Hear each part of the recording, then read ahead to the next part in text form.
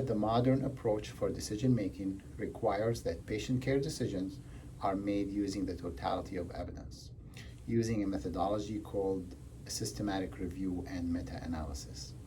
This is a rigorous process of summarizing and analyzing multiple studies to find the best answer. However, this approach can take sometimes 6 to 12 months of work. My name is Dr. Hassan Murad. I am a professor of medicine at the Mayo Clinic. I work in the Division of Preventive Medicine and the current Center for the Science of Healthcare Delivery. Our article to be published at the Mayo Clinic Proceedings is titled "A Framework for Evidence Synthesis Programs to Respond to a Pandemic." We know that the modern approach for decision-making requires that patient care decisions are made using the totality of evidence, with the need to make rapid decisions based on rapidly changing research evidence. This means that we need a new approach to use when rapid decisions have to be made. At the Mayo Clinic, we have a research program focused on conducting systematic reviews and guideline development. We leveraged our infrastructure to develop a novel framework for dealing with this situation. This framework includes 4 components. The first component is what we called "What's New?" Working with librarians at the Mayo Clinic, we developed a specific search strategy to identify studies on COVID-19 published in the last 3 days.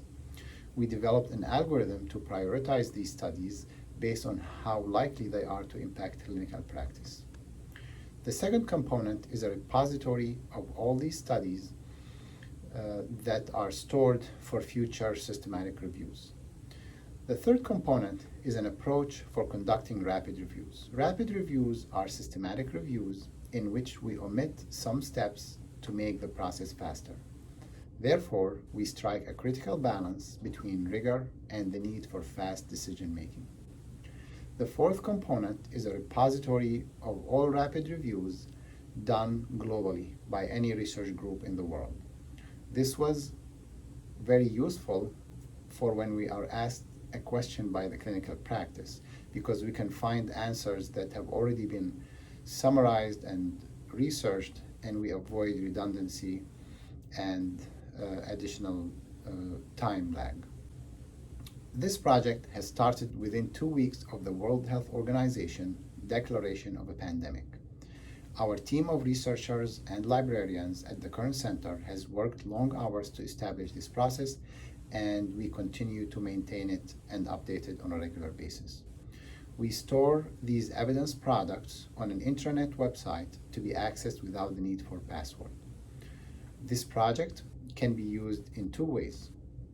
One is to provide the evidence base for the clinical practice, and the second way is to help researchers in setting up their future research agenda and designing their studies. We know that COVID-19 will not be our last pandemic. Therefore, we share the details of this framework to allow replication in other institutions, as well as perhaps application in future pandemics or other situations when urgent decision-making has to be done based on rapidly changing evidence. Thank you. We hope you found this presentation from the content of our website valuable. Our journal's mission is to promote the best interests of patients by advancing the knowledge and professionalism of the physician community. If you are interested in more information about us, our homepage is www.mayoclinicproceedings.org.